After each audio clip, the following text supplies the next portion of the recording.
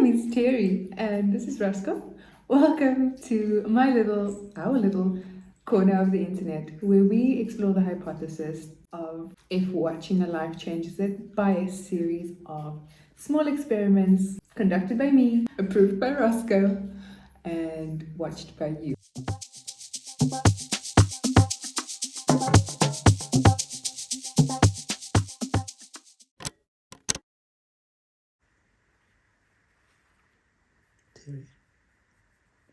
Terry, it's 5 o'clock. Time to get up.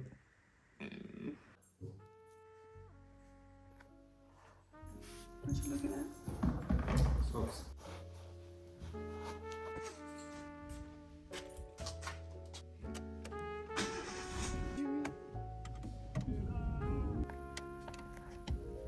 We are at the gym, but the gym is not at the gym. Unfortunately, I've actually never seen it this dark before. What shall we do? Coffee. Out. Let me get that for you. So today is just not going. Hello Roscoe. Today is just not going according to plan at all. Woke up at 5. Went to the gym, but the gym was closed. I went to the dentist for a consult. I came home with a new filling and an extraction, hence the funny talking. Being like a very big girl and being very accomplished. The dentist is a bit scary sometimes, but today we managed. Now for the rest of the day. Yeah. Welcome back. End of day 1, and today was Day 1. Editing Terry here. There's a little bit of a discrepancy about when day 1 of this journey actually began. We have been trying this 5 a.m. challenge since February. Roll the clips. Day 1 of waking up at 5 a.m. The general feeling in this room is we're awake, but at what cost? It's day 6 of waking up at 5 a.m. We should go to the seminar and experience some breakthrough that would save her life. Or she'd find peace via a quick death. I mean, I feel like that's one hell of a way to start a book that's supposedly about waking up in the morning.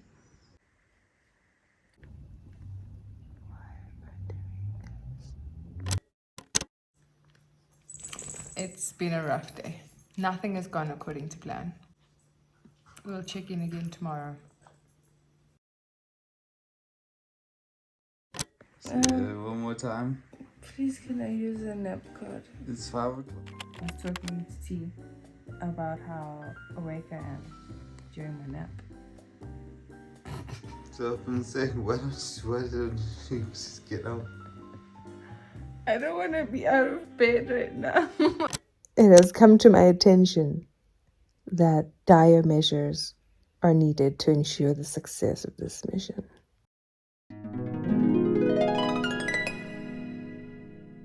We've been doing this challenge since February, and it's almost the end of March, and I've been stressing about getting this video out, and stressing about having a proper story, and stressing that why am I doing it 3 times over? Why do I keep failing?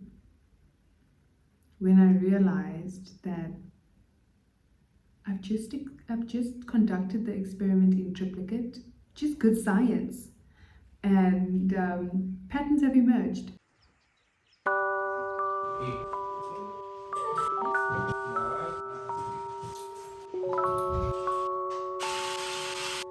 Time check. It is 26 minutes past 8. We've got about 34 minutes before bed, and we've fed and pooped and peed dogs, ourselves. It's time to have a bit of a bath and get to bed, get to sleep. Part of optimizing waking up in the morning is getting your evening routine right. It's very much still a work in progress, but I think we're making huge strides.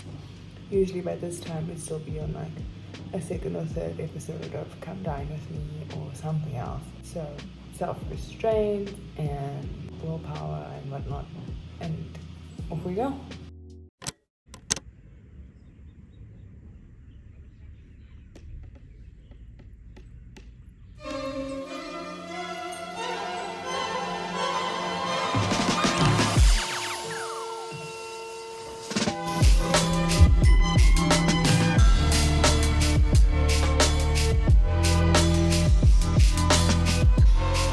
It's time for breakfast!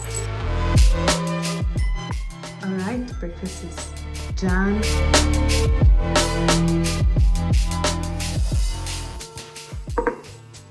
Just a little midday check-in. Oh, it's almost midday. Coffee's been finished, so I think it's time for now.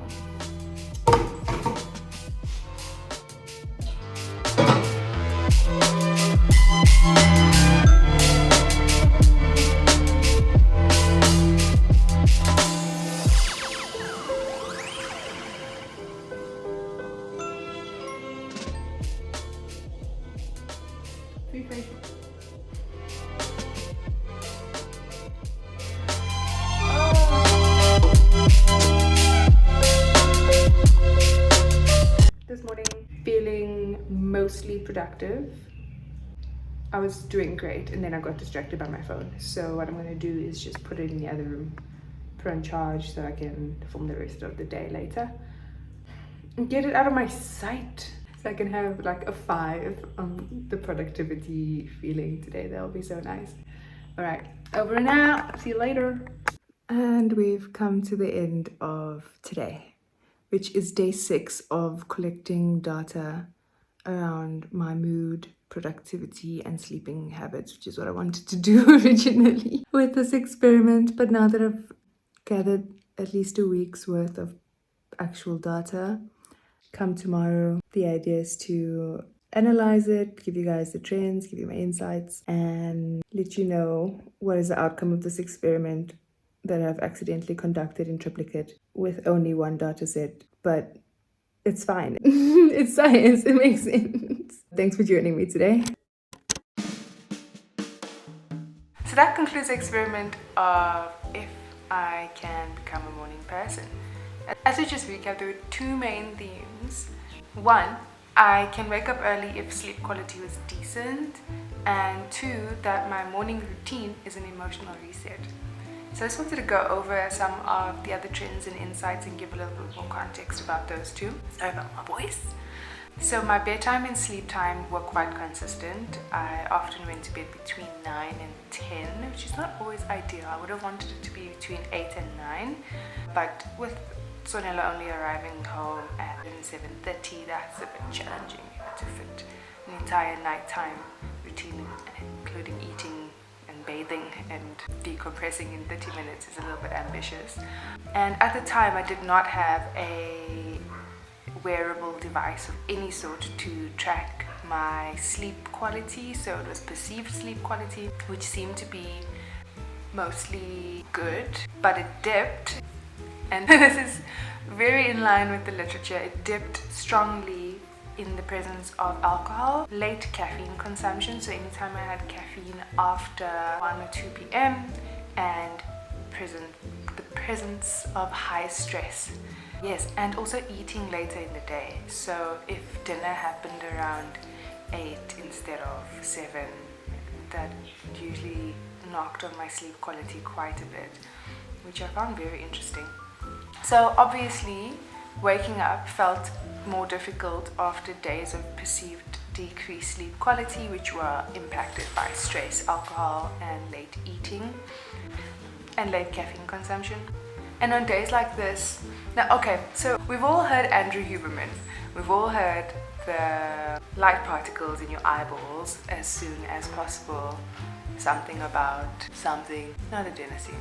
The caffeine one is about adenosine, having caffeine without having first just basically plugged yourself into the circadian rhythm, your alignment with the sun.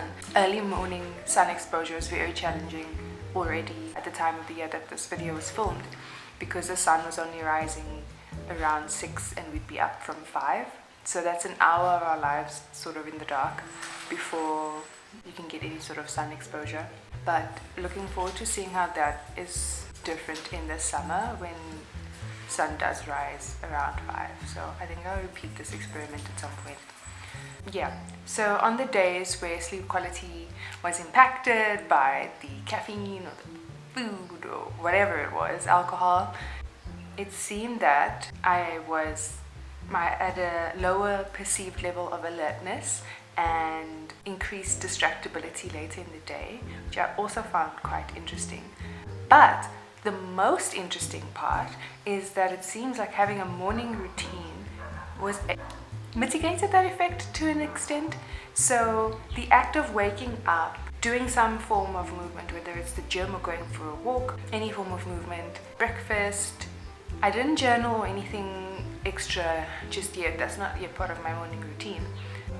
And like having a couple of moments with tea before he leaves for work, that seemed to ground me quite nicely. On days where I didn't exercise or didn't move, my distractibility and mood were hella impacted. Now once again, it's my perception of things, but I tracked the data over the week using the Notion app, plugging in values from like 1 to 5, just like a very arbitrary scale. Nothing scientific in the sense that it's been validated across populations or anything like that. Just me versus me, and those are the interesting insights that I found, backed by data available on the internet. It's so weird when you like part of when you're like, science affects me too, which is so random and so rogue, because I really do love science and I do love it when that happens, but it's always so weird to know that you're like a normative value in a data set. It's crazy.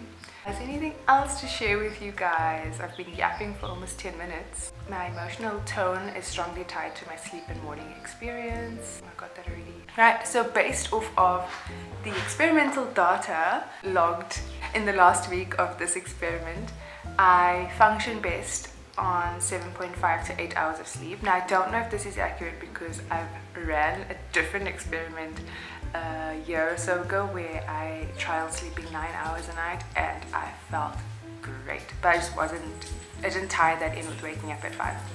So I guess the message is though consistent sleep. So whether it's 7.5, 8 or 9 hours, if I have a consistent-ish bedtime and wake up time, my body can be quite happy. But anything below 7 hours, reduced mood, reduced energy, general unhappy vibes. The data showed that I might be transitioning into a morning person. My personal perception was that I'm not a morning person. I typically identify with a night owl. What's a chronotype? Historically studied best in the middle of the night, but in my adult life I found that I've been tired all the time, which is not helpful. But yeah, I've basically been getting sleepy around 9 or 10 consistently in my adult life and waking up 6 or 7, not leaving me a lot of time in the grand scheme of capitalism to follow my heart's desires. So I'm glad that if I do follow a morning or a routine that allows me to be a morning person, that it is possible and I can sort of train my chronotype to shift to being more productive in the mornings. It is quite advantageous. There is debate on the internet about how possible this is, but I think with time, and that's what I do differently. If I did this again, I would ease my way in, giving it about, I don't know, a couple of, maybe 2 weeks of easing my way up from wherever I'm waking up. So at the moment, filming this, it's a while after the experiment, I'm now consistently waking up around 6:30 instead of 5, and I would then incrementally increase from 6 a.m. 6:30 to waking up at 5, instead of just jumping into the deep end and shocking my entire system. Conclusion: it is possible to be a morning person. I do have another insight that past Terry will share with you next. I've been reflecting on this entire experience of waking up at 5 a.m. and what I'm doing with my mornings and this extra time. And a couple of things have hit me. I don't have a time management issue. I have a boundaries issue. This I discovered by trying to time block my life for the last 2 days and having it fail rather dismally. And then I realized it's me. I'm the problem. I lack the boundaries with myself to keep to the structures that I've suggested for myself, and that's really not good for the self-esteem, you know. So it's something I'd like to work on going forward. Like getting up and exercising with you. Mm. Love doing the things we said we're gonna do. Yes. It's invigorating. It's morning and I'm a person. Killing it.